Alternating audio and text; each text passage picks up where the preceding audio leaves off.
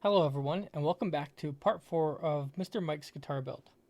In this episode, we're going to cover a quick and efficient way to hog out material for the pickup cavities, as well as the rear cavity control on the back of the guitar. This step helps set us up for clean routing later on and saves a lot of time in the process. Thanks for tuning in, sit back, and enjoy the video. With the pickup locations clearly marked out from the template, each one measuring 40mm by 70mm, we can move on to one of the more critical steps in the guitar build, drilling out pickup cavities. This is the stage where accuracy really matters. Everything we do here affects how the pickups sit, how they adjust, and ultimately how the guitar performs once it's strung up and wired. Our target depth for these cavities is just over 3/4 of an inch, landing right around 13/16. That gives us enough depth for the pickups and mounting screws, and the adjustment springs without removing more material than necessary from the body. Before removing the bulk of material, I always start by drilling holes for the pickup height adjustment screws. These holes need to be straight, clean, and consistent. I drill one of the holes centered on each of the 4 sides of the pickup layout. I'm going down to about 1 1/8 of an inch deep. These deeper holes will allow plenty of room for adjustment later on, so you're not bottoming out the screws once the guitar is assembled. This is where the drill press really earns its place in the shop. I take the time to set the depth stop carefully, because drilling too deep here can cause real problems, either blowing out through the back of the body or weakening the area beneath the pickup. This isn't something you want to eyeball. The depth stop takes the guesswork out and keeps everything consistent from hole to hole. After drilling these holes, I'll later come back with the router and open them up slightly into small slots. That extra clearance gives the pickup screws a bit of side-to-side movement, which makes the final setup and alignment much easier. You'll notice I didn't clamp the body down to the drill press table for this step. While everything turned out fine, I want to be clear. Clamping is the safer and smarter choice. Clamping prevents the workpiece from shifting, keeps your hands well away from the bit, and ensures holes stay perfectly square to the surface. Once those 4 holes are drilled, I switch over to 1.5-inch Forstner bit to remove bulk of the waste material. A Forstner bit gives the flat bottom and has clean edges, which is exactly what we want before we move on to routing. I break this down into 3 holes with the Forstner bit in the pickup cavity. This will make it easier to remove material later with the router, without having any areas with a massive bulk of material. As I drill, I make a point of lifting the bit out regularly to clear out chips and shaving.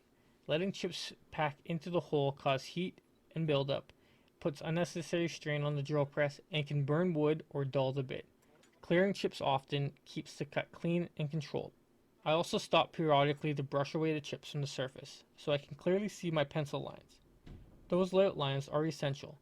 They tell you exactly where you are and where you still need to remove material. If you can't see them, you're working blind.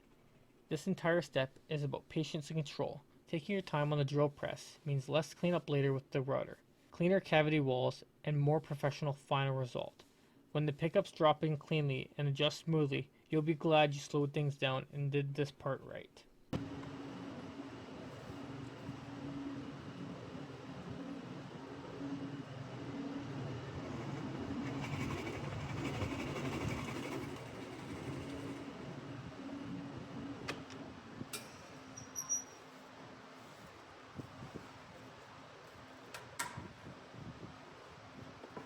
Alright, there we are.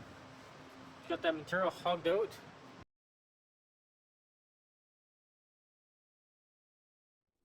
At this point, I'm going to flip the body over and start hogging out the material on the back side of the guitar. This is where we'll create the control cavity for the pots and wiring, so accuracy and depth are especially important here. The first thing I want to do is grab the back template and line it up carefully with the outside of the body.